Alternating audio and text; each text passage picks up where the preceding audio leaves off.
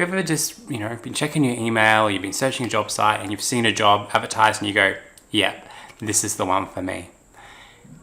And you think about, well, what do I do next? Do I just shoot through my resume, hope that they like it?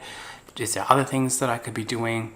So this video is going to give you a few tips on what you can do to maximize the chances that you'll actually get the job.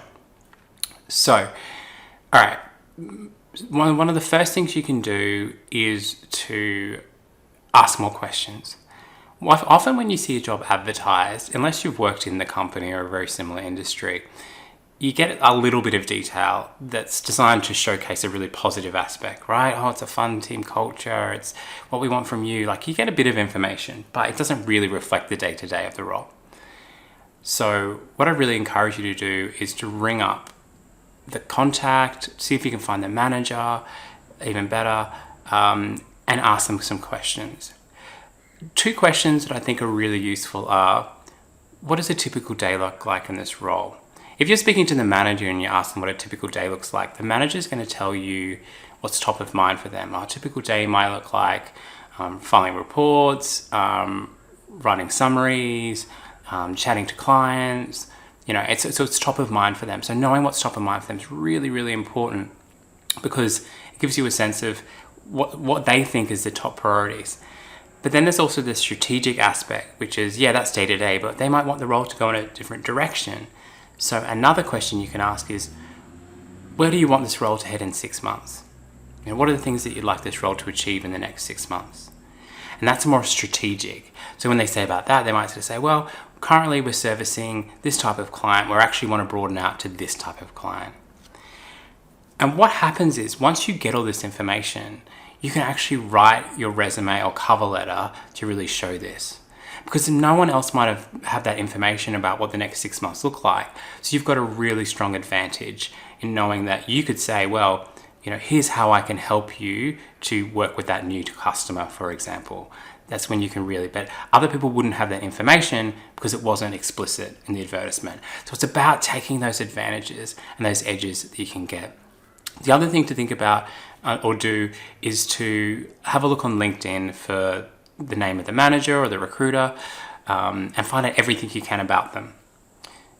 See how the way they describe what they do, how they describe their skill sets. Have they used a lot of detail, a little bit of detail? Now, you are making a lot of assumptions, okay? You're making a lot of assumptions about someone based on maybe a LinkedIn profile they created really quickly, but any information that you have that can give you an advantage. For example, I applied for a job once and the manager listed on there also had a side photography business. And I knew immediately that person's probably going to be a visual learner, or really visual information is going to appeal to them. So in my cover letter, I was really, really creative about the way I displayed it. It was very visually appealing, whereas traditionally, for other business areas, I probably wouldn't have been as colorful. Is it a risk? Hell yeah, but it's a calculated risk.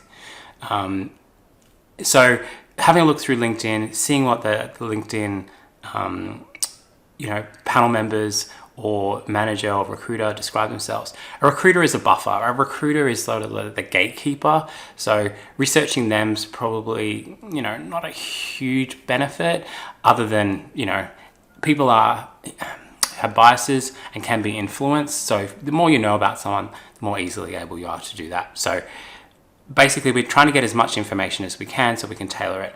And then there's information. So that's about the people side of things, the manager, recruiter, then about the role information. Then we want to learn about the organization. So go to the website. I know it's really obvious, but people often don't do it. Go to About You page and figure out what the company's values are. Most big companies really clearly articulate their values because it makes good business sense. Because for investors or for customers, it looks good if this company says that their values are respect for people or connection or whatever it specifically is. Have a look at those values, and in a cover letter, you can write specifically to those. Here's how I have demonstrated my commitment to customer service. Here's how I've benefited, here's how I built trust in organizations I've built in. I really want to work for this company because I have similar values around trust, connection, blah, blah, blah. For example, in my past role, I demonstrated trust by this, and this. Organizations love it. That was weird. When people specifically show that they really want to connect to the organization. They really want to be a part of the organization, because most people's applications are pretty generic, like, I can do the job, here's my skills, here's my experience, that's enough. And in most cases, that's probably enough. But there's some roles where you really have to put the energy in, because it's not just like you want it in your bones. And when you want it in your bones, you've got to go out there and demonstrate specifically that you have done your research and you are a really good fit. Because ultimately, the goal of a resume, cover letter, an interview is to demonstrate one thing. You can add the most value specifically to the role you're applying for. If you do not understand the role, if you don't understand the people, and you do not understand the organization, how do you expect to demonstrate value? You can't. As easily as when you do those three things. Hope you enjoyed this video. Like and subscribe for more.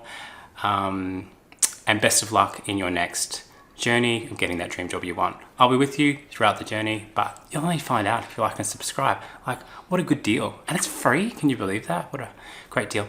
Anyway, see you later. Bye-bye now.